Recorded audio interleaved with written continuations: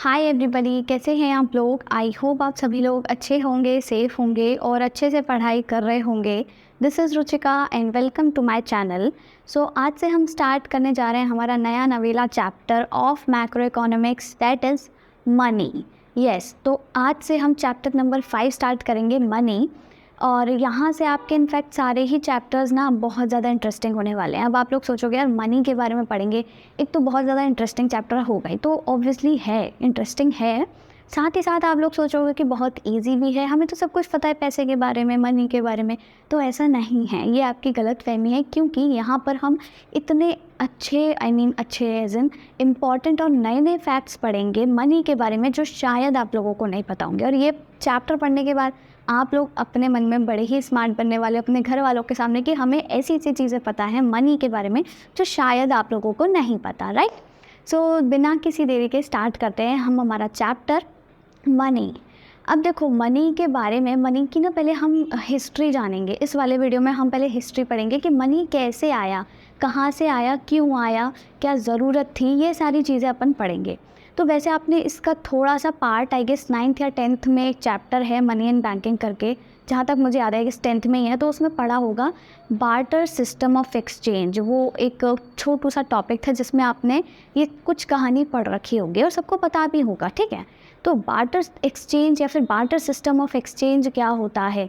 देखो पहले ज़माने में क्या था, हमारे पास ना मनी नहीं हुआ करता था, यानी कि हमारे पास एक कॉमन चीज़ नहीं हुआ करती थी जिसके बदले हम कोई सामान खरीद लें या फिर कोई सामान बेच दें। कोई भी कॉमन चीज़ नहीं हुआ करती थी। तो हम लोग करते क्या थे, हम लोग ना ये करते थे कि अगर मान लो मैं एक बंदी हूँ, मतलब हूँ, तो मुझे चाहिए बहुत सारे चावल चाहिए। ठीक है, और मेरे पास एक्स्ट्रा में पड़े हुए हैं गेहूँ। ठीक है, मेरे पास है राइस और मुझे देना है किसी को वीट।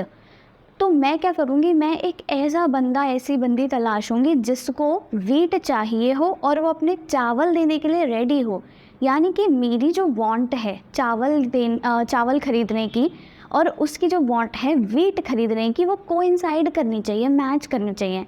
तो ये तो देखो एक बहुत लंबा चौड़ा टास्क हो जाएगा, बहुत डिफ़िकल्ट टास्क हो जाएगा। हो गया भी नहीं, क्योंकि देखो इतनी जनता है हमारी देश में, इतने सारे लोग हैं।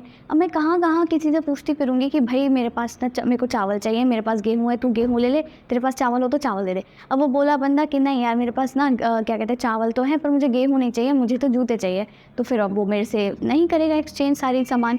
तो ये बहुत ज़्यादा प्रॉब्लमैटिक टास्क हुआ करता था। और इसी तरह इसके बहुत सारे क्या कहते हैं, आप कह सकते हो ड्रॉबैक्स भी हुआ करते हैं। तो barter system of exchange simply होता क्या है, बार्टर सिस्टम ऑफ एक्सचेंज वो सिस्टम है जहाँ पर हम गुड्स को गुड्स के बदले एक्सचेंज करते हैं, हम कमोडिटीज़ को कमोडिटीज़ के बदले एक्सचेंज करते हैं। तो बार्टर सिस्टम ऑफ एक्सचेंज क्या होता है, it is a system in which goods are exchange for goods और commodities are exchanged for commodities. और इसीलिए ये जो बार्टर सिस्टम ऑफ एक्सचेंज होता है, इसको हम किस तरह की इकोनॉमी कहते हैं, मतलब अगर ऐसी कोई इकोनॉमी है जहाँ पर बार्टर सिस्टम एग्जिस्ट करता है, यानी कि वहाँ पर गुड्स के बदले गुड्स खरीदे बेचे जाते हैं, एक्सचेंज किए जाते हैं, उस तरह की इकोनॉमी को अपन लोग क्या कहते हैं, सी इकोनॉमी। ठीक है, सी इकोनॉमी मतलब क्या है, सी और ये सी दोनों ही सी स्टैंड फॉर कमोडिटी, यानी कि कमोडिटी इकोनॉमी, जहाँ पर कमोडिटी के बदले कमोडिटी आप एक्सचेंज करोगे। अगर आपको कोई सामान चाहिए, आपको घोड़े खरीदने हैं, तो आप क्या करोगे, अगर आपके पास मान लो घोड़े की बजाय आपके पास गाय है, तो आप गाय बेचोगे, घोड़े खरीदोगे। पर आपके पास सामने वाला बंदा भी ऐसा होना चाहिए जो अपने घोड़े बेचने के लिए तैयार हो और गाय खरीदने के लिए तैयार हो। तो ये बहुत ज़्यादा इसके ऐसे इस तरीके से लिमिटेशंस या ड्रॉबैक्स हुआ करते थे। तो इसीलिए हमने क्या किया, एक नई नई चीज़ें आगे हम इवॉल्व करते गए। ठीक है, पर पहले हम इसके लिमिटेशंस पढ़ लेते हैं। क्या क्या लिमिटेशंस होते हैं, देखो सबसे पहले डबल कोइंसिडेंस ऑफ बॉन्ड्स। ये जो मैं अभी चीज़ बता रही थी ना कि सेम बॉन्ड्स होनी चाहिए, बॉन्ड्स कोइंसाइड करनी चाहिए, तो ये जो फीचर है इसका, ये एक डिस्टिंक्ट फीचर है किसका, बार्टर सिस्टम ऑफ एक्सचेंज का। तो बार्टर सिस्टम ऑफ एक्सचेंज में ना डबल कोइंसिडेंस ऑफ बॉन्ड्स होना चाहिए। क्या होना चाहिए, डबल कोइंसिडेंस ऑफ बॉन्ड्स, यानी कि अगर ये बंदा और ये बंदा, इन दोनों को कोई चीज़ खरीदनी बेचनी है, तो इनकी जो बॉन्ड्स है ना वो मैच करें। पर मैंने जैसे कि भी बताया ये बहुत ही ज़्यादा डिफ़िकल्ट टास्क है। ठीक है, तो ये वाली प्रॉब्लम इस बार्टर एक्सचेंज में बहुत ज़्यादा फेस की जाती है। तो इसीलिए हमने क्या सोचा लोगों ने क्या सोचा, ऐसा करते हैं अब हम ना गुड्स को गुड्स के बदले नहीं खरीदेंगे, अब हम एक ऐसी कॉमन चीज़ लाते हैं जिसके बदले हम कोई भी सामान खरीद ले, कोई भी सामान बेचते हैं। समझ आया? तो एक तो ये प्रॉब्लम थी जिसका सोल्यूशन निकला कि कोई एक कॉमन चीज़ लेकर के आते हैं जिसके बदले हम कोई सामान खरीद लेंगे, सामान बेच देंगे। फिर आता है इसका सेकंड ड्रॉबैक है कि lack of a common unit of value, यानी कि कोई एक कॉमन यूनिट ऑफ वैल्यू नहीं है। कॉमन यूनिट ऑफ वैल्यू का मतलब क्या है? मान लो अगर आज के टाइम की बात करें, आज के टाइम पे मैं बोलूँ कि मेरी कार, अगर आपसे पूछे कि आपकी कार की क्या कीमत है, क्या वैल्यू है, आप कहोगे चलो 5 लाख रुपए, या फिर आपने कह दिया 6 लाख रुपए, ठीक है। पर पुराने टाइम में अगर बार्टर एक्सचेंज की अपन बात करें तो वहाँ पे तो ये 5 लाख, 10 करोड़, 1000, 100, वहाँ तो कुछ नहीं था क्योंकि वहाँ मनी ही नहीं था, राइट। तो आप कैसे बताते कि आपकी गाड़ी की कीमत क्या है? आप कैसे बताओगे? आपको नहीं पता, पैसा है ही नहीं। अभी के लिए इमेजिन करो कि पैसा है ही नहीं, आपको कुछ नहीं पता कि 5 लाख, 10,000 ये सब क्या होता है, कुछ नहीं है, कुछ भी चीज़ें नहीं है। तो आप क्या बताओगे कि आपकी कार की वैल्यू क्या है, आपकी घर की वैल्यू क्या है, आपकी किताबों की वैल्यू क्या है, आपके फ़ोन की वैल्यू क्या है? नहीं ना। पर हाँ, हम क्या कर सकते हैं, किसी और चीज़ से डिटर्मिन कर सकते हैं वैल्यू। कैसे? अगर आपको अपना फ़ोन बेचना है और बदले में आपको कार खरीदनी है, राइट, और मान लो ऐसा हो जाता है, तो यानी कि आपके फ़ोन की वैल्यू उस बंदे की कार की वैल्यू के बराबर है। पर ये चीज़ गलत थी क्योंकि हर चीज़ की वैल्यू बराबर नहीं होती। कार की वैल्यू और फ़ोन की वैल्यू में बहुत फ़र्क है। यानी कि हमारे पास एक कॉमन यूनिट ऑफ वैल्यू नहीं थी। यहाँ पर हमारे पास एक कॉमन चीज़ नहीं थी जिसके बदले हम एक्सचेंज कर सकें।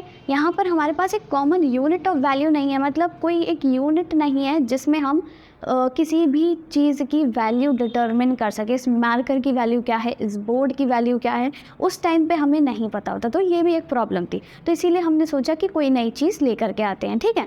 तीसरा प्रॉब्लम क्या है? डिफ़िकल्टी ऑफ फ्यूचर पेमेंट्स और कॉन्ट्रैक्चुअल पेमेंट्स। जैसे कि आप मान लो अगर अभी कहीं नौकरी करते हैं या फिर आपके पापा नौकरी करते हैं, तो उन्हें बदले में क्या मिलता है? पैसा मिलता है। अब अभी के लिए इमेजिन करो कि पैसा है ही नहीं, ओके। हमारी क्या है, बार्टर एक्सचेंज वाली इकोनॉमी है। तो जब वो नौकरी कर रहे हैं तो उनको पैसे के बदले क्या मिलेगा? वो जो आपके पापा का एम्प्लॉयर है वो उनको क्या देगा? टेबल, कुर्सी, किताबें, खाने पीने की सामान, कपड़े वपड़े, ये सब चीज़ें देगा क्या? तो ये सारी भी प्रॉब्लम आती थी, राइट। उस टाइम पे समझ आ रहा है। तो इसका भी एक सोल्यूशन निकालना था कि कोई ऐसी चीज़ लेकर के आएँ जो क्या करे, हमको ये वाली प्रॉब्लम से छुटकारा दे दे। अगर किसी को कोई फ्यूचर पेमेंट करना है, कोई कॉन्ट्रैक्चुअल पेमेंट करना है, तो उसके बदले हम उसको एक सर्टेन चीज़ ही दें, एक डेफिनेट चीज़ ही दें। फोर्थ आपका जो आता है प्रॉब्लम, वो है difficulty of storage of value और transfer of value. Storage of value से क्या मतलब है? यहाँ पर ये जो स्टोरेज ऑफ वैल्यू लिखा हुआ है इसका मतलब है सेविंग्स, ठीक है। यानी कि सेविंग्स में प्रॉब्लम आती थी और उन सेविंग्स को ट्रांसफ़र करने में प्रॉब्लम आती थी। अभी आप क्या करते हो? आप अपना पैसा सेव करते हो, मनी सेव करते हो फ्यूचर के लिए या किसी भी चीज़ के लिए, XYZ। पर उस टाइम पे अभी दोबारा से इमेजिन करो कि अब आपके पास पैसे नहीं है, मनी नाम की कोई चीज़ ही एग्जिस्ट नहीं करती है, सिर्फ हम सामान के बदले सामान बेच रहे हैं, खरीद रहे हैं, यानी कि बार्टर एक्सचेंज है।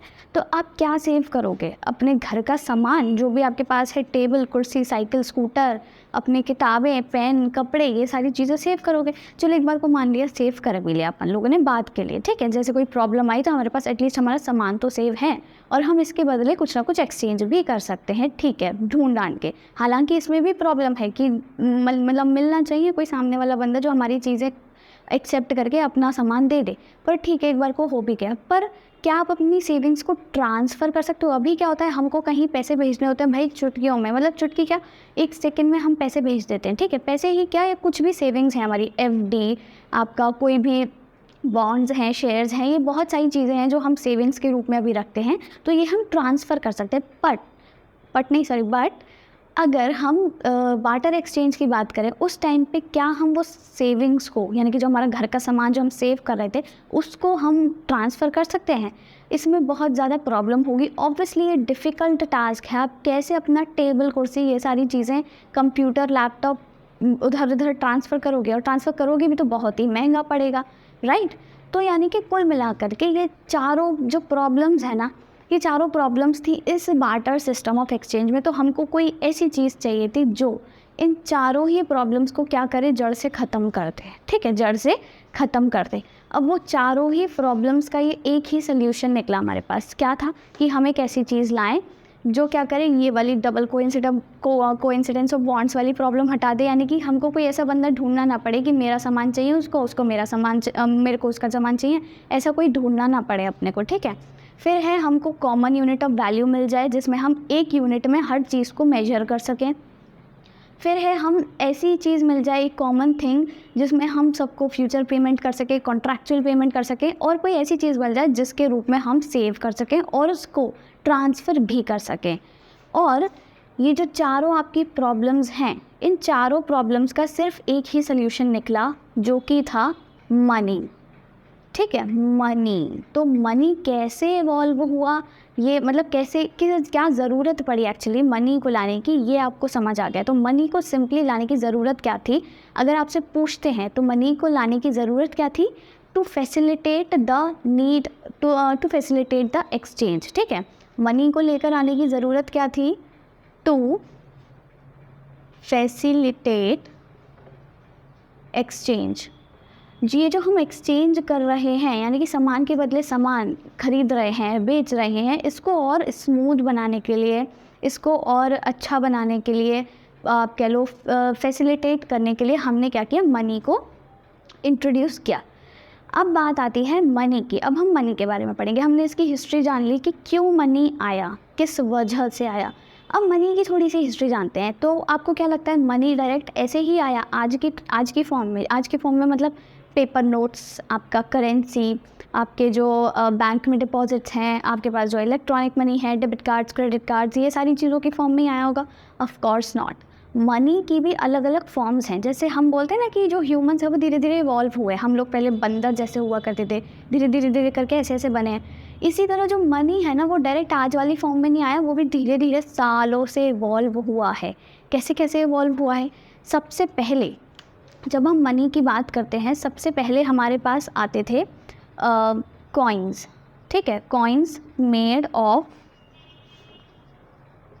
सिल्वर एंड गोल्ड, ठीक है, गोल्ड और सिल्वर के कॉइन्स हुआ करते थे। आपने सबने देखा होगा वो राजा महाराजा वाले सीरियल्स और मूवीज़ में, वो सब लोग ऐसे यूज़ करते हैं, एक पूरा वो उठाया अपना बंडल और दे दिया, ठीक है। तो कॉइन्स यूज़ करते थे अपन लोग।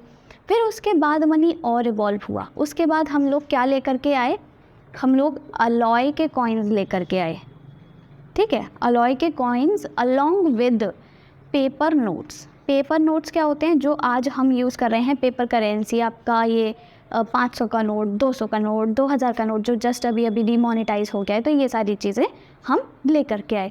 उसके बाद हम क्या लेकर के आए, और इवॉल्व हुआ मनी। उसके बाद हमारे पास आया प्लास्टिक मनी, प्लास्टिक मनी, ठीक है, जिसमें कि आपके क्या आ जाते हैं, debit cards, credit cards, ATMs, ये सारी चीज़ें, राइट।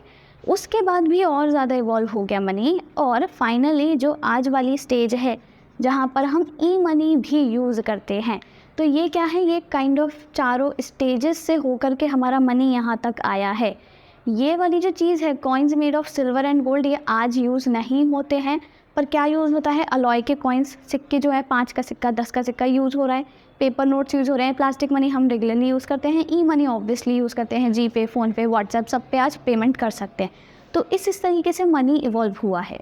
समझ आ रहा है ना। और मनी को लाने की ज़रूरत क्या थी, टू फैसिलिटेट एक्सचेंज। अब आपसे पूछें कि प्लास्टिक मनी की क्या ज़रूरत थी, ठीक है, हमारा काम अलॉय कॉइन्स या पेपर नोट से नहीं चल रहा था, तो ये भी प्लास्टिक मनी को लाने की भी यही ज़रूरत थी, टू फैसिलिटेट एक्सचेंज। एक्सचेंज जो हो रहा है उसको और स्मूथ करने के लिए, क्योंकि देखो बहुत सारा अमाउंट, बहुत ज़्यादा पैसा, मान लो 1-2 करोड़ रुपए हैं या फिर कुछ भी, 10-20 लाख भी इवन, इकट्ठा आप अपने साथ में रख के नहीं ले जा सकते हो। पर आपके पास अगर डेबिट कार्ड और क्रेडिट कार्ड है तो ऑब्वियसली आप इधर से उधर ट्रांसफ़र कर सकते हो, कैरी कर सकते हो। इलेक्ट्रॉनिक मनी के थ्रू आज जो हम इलेक्ट्रॉनिकली ट्रांसफ़र करते हैं मनी, इधर से उधर भेजते हैं, अपने पास लेते हैं, तो ये क्या है, फैसिलिटेट ही तो होता जा रहा है हमारा एक्सचेंज। तो कुल मिलाकर के बार्टर सिस्टम से हमको मनी पर मूव करने की क्या ज़रूरत थी, टू फैसिलिटेट एक्सचेंज। और मनी का ये जो इवोल्यूशन हुआ है, धीरे धीरे स्टेप बाय स्टेप आगे आगे हम बढ़े हैं, आज की फॉर्म में जो आ गए हैं, उसकी क्या ज़रूरत थी, इसकी भी सेम ज़रूरत थी, टू फैसिलिटेट एक्सचेंज। समझ आ गया मनी के बारे में। हमने मनी का हिस्ट्री पढ़ लिया कि मनी कैसे इवॉल्व हुआ, क्यों इवॉल्व हुआ, क्या ज़रूरत थी, और कैसे कैसे वो स्टेप बाय स्टेप इवॉल्व हुआ, ये सारी चीज़ें भी अब हम पढ़ चुके हैं। अब हम पढ़ेंगे सिर्फ और सिर्फ मनी के बारे में। ओके, मनी का हिस्ट्री जानना भी ऑफ कोर्स ज़रूरी था। तो अब हम पढ़ेंगे मनी के बारे में। मनी एक्चुअली होता क्या है? मनी की डेफिनेशन मैंने अभी तक नहीं बताई है। बार्टर सिस्टम पढ़ लिया, उसके ड्रॉबैक्स पढ़ लिए, मनी कैसे इवॉल्व हुआ ये पढ़ लिया, बट मनी है क्या? मनी है क्या, ये भी तो समझना ज़रूरी है। तो जब हम बात करते हैं मनी की, तो ये क्या है? It is a thing which is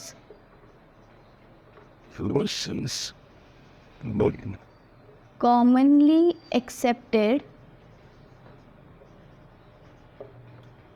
as a medium of exchange, यानी कि एक ऐसी चीज़ जिसको सब लोग एक्सेप्ट करें, कॉमनली एक्सेप्ट होती है ये किसकी तरह? As a medium of exchange. पहले हमें क्या करना पड़ता था? जब कुछ भी एक्सचेंज करना है तो हमको ढूंढना पड़ेगा कोई इंसान की जिसके पास ये सामान हो, जो हमारा ख़रीदने को तैयार हो, राइट? अभी हमको ये सब की ज़रूरत नहीं है, हमारे पास पैसा है, ठीक है, भले ही पैसा किसी भी फॉर्म में था। मान लो पहले हम पुराने ज़माने में चले जाते हैं जहाँ पर सिर्फ गोल्ड और सिल्वर के कॉइन्स थे, वो भी तो पैसा था, मनी था, ठीक है। तो हमने क्या किया, 4 सिल्वर कॉइन्स उठाए, हमें पता है कि यार मेरे को लेने जाना है, मान लेते हैं एक बकरी, ठीक है। तो एक बकरी लेने जाना है, उसकी कीमत है 4 सिल्वर कॉइन्स। तो मैंने क्या किया, वहाँ 4 सिल्वर कॉइन्स दिए, बकरी खरीद ली। मुझे पता है उस बकरी की वैल्यू इतनी ही है। उस टाइम पे हमें वैल्यू नहीं पता होती थी, कॉमन यूनिट ऑफ वैल्यू नहीं थी, हम एक्सचेंज नहीं कर सकते थे, या फिर मुझे कोई ऐसा बंदा चाहिए था जो मेरे को बकरी दे दे और मेरा सामान ले ले। बहुत सारी चीज़ें हुआ करती थी, राइट? तो इसीलिए मनी आया। और मनी क्या है? It is a thing which is commonly accepted as a medium of exchange. आज के टाइम पे भी हम क्या कर सकते हैं, कहीं भी मनी पैसा लेकर के जाओ, वो मतलब कॉमनली एक्सेप्टेबल है। और मनी ऐसा नहीं है कि सिर्फ ये रुपए और नोट और ये सारी चीज़ें, मनी कुछ भी हो सकता है, ऐसी चीज़ जो कि कॉमनली एक्सेप्टेबल हो। मान लो ये मार्कर, कल को हमारे देश में लागू कर दें ऐसा कोई नियम कि मार्कर्स के बदले आपको सारा सामान मिलेगा और मार्कर्स के बदले आप सारा सामान बेचोगे, ठीक है, खरीदना बेचना, सेल और परचेज आप मार्कर के बदले खरीदोगे, तो ये मार्कर जो है ना वो क्या बन जाएगा? मनी बन जाएगा। क्यों? क्योंकि उस टाइम पे अगर ऐसा हो जाता है तो उस टाइम पे ये क्या होगा? कॉमनली एक्सेप्टेबल होगा as a medium of exchange.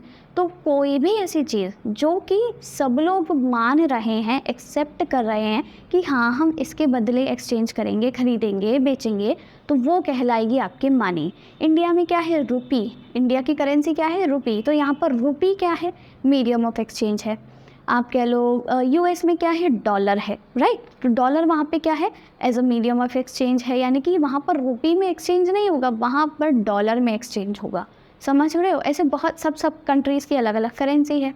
तो कुल मिलाकर के कोई भी ऐसी चीज़ जो कि कॉमनली एक्सेप्टेबल हो, मीडियम ऑफ एक्सचेंज के लिए, वो कहलाती है मनी। अब बात आती है मनी के कुछ फंक्शंस की, ठीक है। मनी के और भी सारे फंक्शंस आए, और वो फंक्शंस कहाँ से आए हैं? वो आए हैं बार्टर सिस्टम ऑफ एक्सचेंज के ड्रॉबैक से। कौन कौन से आपके फंक्शंस हो सकते हैं मनी के? जब हम फंक्शंस की बात करते हैं, सबसे पहले स्टोर ऑफ वैल्यू, ओके, जिसे हम सेविंग्स भी बोलते हैं। मैंने बताया था ना, वहाँ पर हम सेविंग्स नहीं कर सकते थे, या फिर कर भी लेते तो हम उन्हें ट्रांसफ़र नहीं कर सकते थे, राइट? ठीक है, तो ये स्टोर ऑफ वैल्यू, यहाँ पर हम पैसा सेव कर सकते हैं, हमें पता है, राइट? दूसरा आपका आता है स्टोर ऑफ वैल्यू के बाद क्या कहते हैं, डेफर्ड पेमेंट्स। डेफर्ड पेमेंट्स में काम आता है। डेफर्ड पेमेंट्स या फिर आपका फ्यूचर पेमेंट्स, जो भी अगर आपको पेमेंट करना है, जैसे अब पिछले टाइम पे बार्टर एक्सचेंज में मैंने बताया, अगर आपके पापा नौकरी कर रहे हैं तो वो जो एम्प्लॉयर है वो क्या देगा? कपड़े लत्ते और ये खाना पीना, ये सारे सामान। पर आज के टाइम पे हमें पता है हमको मनी ही मिलेगा, पैसा ही मिलेगा, ओके, भले वो किसी भी फॉर्म में मिले, चाहे वो आपके बैंक अकाउंट में डिपॉजिट करा दें, या फिर आपको चेक दें, या फिर आपको रुपये कैश दें, ठीक है, कुछ भी दे, पर कुल मिला करके आपको क्या करेंगे? मतलब पेमेंट कर देंगे मनी की फॉर्म में, ठीक है। तीसरा आपका आता है major of value. Major of value कैसे है? उसमें हमने पढ़ा था कि जो बार्टर सिस्टम ऑफ एक्सचेंज था उसमें हमने पढ़ा कि हमारे पास एक कॉमन यूनिट ऑफ वैल्यू नहीं थी। हमको नहीं पता कि इस मार्कर की वैल्यू क्या है, हमको नहीं पता कि एक कार की वैल्यू क्या है, हमको नहीं पता ये घर की वैल्यू क्या है, वो तो बस जिसके बदले जो हम एक्सचेंज कर रहे हैं तो हमें लगता है ठीक है उसकी इतनी ही वैल्यू है। पर आज के टाइम पे हमें पता है इस मार्कर की वैल्यू है मान लो 20 रुपये, एक घर की वैल्यू है मान लो 70 लाख रुपए, एक गाड़ी की वैल्यू है मान लो 8 लाख रुपए, एक फ़ोन की वैल्यू है मान लो, हर फ़ोन को देख करके हम अलग अलग वैल्यू पता कर लेते हैं कि नहीं अरे ये तो फ़ोन 10,000 का है, ये भाई सब 50,000 का है, ये 1 लाख का है।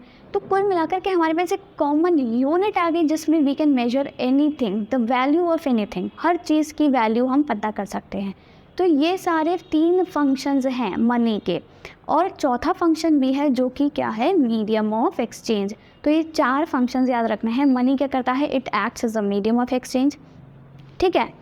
दूसरा, it acts as a store of value, ठीक है, हम इसे सेव कर सकते हैं। तीसरा क्या है आपका, it acts as a measure of value, और चौथा हो गया आपका डेफर्ड पेमेंट्स में यूज़ होता है, it is used for deferred payments, right. ये चारों पॉइंट्स आपने याद रखना है बस, medium of exchange, deferred payments, store of value, major of value, सिर्फ यही है। इन्हीं से आपकी क्या है, एक और डेफिनेशन भी बन सकती है, जैसे कि it is a thing which is commonly acceptable as a medium of exchange, acts as a store of value, deferred payments and measure of value is called as money। तो ये भी डेफिनेशन बन सकती है, पर इसकी एक ब्रीफ, एक छोटी से छोटी डेफिनेशन भी बहुत ज़्यादा फेमस है, बहुत ज़्यादा पॉपुलर है, जो कि पूछी जाती है या फिर आप उसको लिखते हो तो मतलब काफ़ी ज़्यादा अच्छी है। वो क्या है, छोटी से छोटी डेफिनेशन है कि money is what money does. अब देखो आधों को तो इसका मतलब ही समझ नहीं आया होगा। इसका मतलब क्या है, मनी क्या है, money is what money does, यानी कि मनी वो है जो मनी करता है। और मनी क्या करता है, ये मीडियम ऑफ एक्सचेंज की तरह एक्ट करता है, ये स्टोर ऑफ वैल्यू हमको प्रोवाइड करता है, ये मेजर ऑफ वैल्यू की तरह एक्ट करता है, ये हमको डेफर्ड पेमेंट्स की सुविधा देता है। तो ये सारे काम करता है मनी, और इसीलिए ये मनी कहलाता है। पहले के टाइम पे जो हम सामान बेचते थे, गुड्स वगैरह, कोई भी चीज़, उसको मनी क्यों नहीं कहते थे, क्योंकि वो सारा सामान जो गुड्स होते थे वो ये सारे काम नहीं करते थे, पर जो मनी है वो ये सारे काम करता है। इसीलिए money is what money does. I hope आप उसको डेफिनेशन का इसका मतलब समझ आ गया होगा। एक बार और बताती हूँ, बार्टर सिस्टम में क्या होता था, जो भी हम गुड्स एक्सचेंज करते थे, बार्टर सिस्टम में सीसी इकोनॉमी होती है, यानी कि कमोडिटी इकोनॉमी, हम गुड्स के बदले गुड्स एक्सचेंज करते हैं। तो यानी कि मार्कर के बदले मान लो मैं आपका पेन ले रही हूँ, तो ये जो मार्कर और ये जो पेन है, ये जो गुड्स है, कमोडिटीज़ हैं, ये सारे फंक्शंस परफॉर्म नहीं करती थी। ना ही वो एक प्रॉपर मीडियम ऑफ एक्सचेंज थी, ना वो स्टोर ऑफ वैल्यू प्रोवाइड करती थी, ना मेजर ऑफ वैल्यू, ना डेफर्ड पेमेंट्स, कुछ नहीं, ट्रांसफ़र ऑफ वैल्यू, नथिंग। पर आज जब मनी है तो मनी ये सारे काम कर रहा है, तो इसीलिए मनी को कहते ही मनी इसीलिए है क्योंकि ये सारे काम करता है। तो money is what money does. Functions पूछे जाते हैं तो आपको ये 4 फंक्शंस लिखने हैं, medium of exchange, store of value, major of value, और साथ ही साथ डेफर्ड पेमेंट्स या फिर कॉन्ट्रैक्चुअल या फिर फ्यूचर पेमेंट्स या फिर कुछ भी कह लो, ठीक है। तो इसी के साथ आपका ये जो फर्स्ट टॉपिक है मनी का, ये ख़त्म होता है, जो फर्स्ट टॉपिक है मनी का ये ख़त्म होता है। इसके बाद नेक्स्ट वीडियो में हम पढ़ेंगे फॉर्म्स ऑफ मनी, और साथ ही साथ आपका सप्लाई ऑफ मनी, मतलब आगे आगे हम बढ़ते जाएंगे। बहुत इंटरेस्टिंग चैप्टर होने वाला है, साथ ही साथ आगे के सारे ही चैप्टर्स बड़े ही इंटरेस्टिंग हैं। एंड येस, मैं सजेस्ट करूँगी आप लोगों को कि ये हैंड रिटन नोट ज़रूर बनाया करो यार। सिर्फ इस पर स्क्रीनशॉट ले लिया या फिर पीपीटी वगैरह देख ली, कोई वेबसाइट खोल के देख ली, ठीक है, वो हेल्पफुल होता है, बट जो आपके हैंड रिटन नोट्स होते हैं, खुद से लिखते हो, उससे बेस्ट कुछ भी नहीं है। आप इस एज पर हो, आपको ऐसा लग रहा होगा यार क्या फालतू बकवास है, कौन बनाता है हैंड रिटन नोट्स आज के टाइम पे। हमको भी यही लगता था, मेरे को भी यही लगता था, इवन मेरे को तो आज भी ऐसे ही लगता है। पर फिर बाद में जब ज़रूरत पड़ती है ना, तब रियलाइज़ होता है यार लिख लेना चाहिए था। क्योंकि जब हम एक बार कोई चीज़ लिख रहे हैं, मान लो आप साथ साथ लिखते जा रहे हो समझ करके, तो आप जब बाद में कहीं भी वो चीज़ पढ़ोगे, सुनोगे, आपको याद आएगा, हो माय गॉड मैंने उस टाइम पे ऐसे ऐसे लिखा था, ये पॉइंट्स लिखे थे। तो इसीलिए ये चीज़ें ज़रूरी होती हैं, और आपके पास आपका सामान सेफ रहेगा। सिंपली आपके पास नोट्स आपके हमेशा अवेलेबल रहेंगे, जो आपने खुद से लिखे हैं आपकी लैंग्वेज में, ठीक है, तो आपको पता है। इसी के साथ ये वीडियो एंड होता है। एंड अगर अभी तक आपने वीडियो लाइक नहीं किया है तो जल्दी से लाइक कर दें और अपने फ्रेंड्स के साथ भी शेयर करें। And guess, I am so close to 500 subscribers, so please please please जल्दी से अपने सारे ही फ्रेंड्स के साथ और अपने कोई भी आपका जो एक आधा ग्रुप होता है, टेलीग्राम, व्हाट्सएप, इंस्टा, ये सब चीज़ें वहाँ पर आप शेयर कर सकते हो, जिससे और भी लोग हमारे साथ जुड़ सकें। और not only 12th but 11th के स्टूडेंट्स, यानी कि जो आपके जूनियर्स हैं, आप उनको भी शेयर कर सकते हो, उनको भी सजेस्ट कर सकते हो मेरा channel. I teach economics and business studies only. इन दोनों सब्जेक्ट्स के अलावा मैं और कोई भी सब्जेक्ट नहीं पढ़ाती हूँ। So thanks for watching. And अगर आपने भी अभी तक चैनल सब्सक्राइब नहीं किया है तो जल्दी से सब्सक्राइब कर लें। या and have a nice day.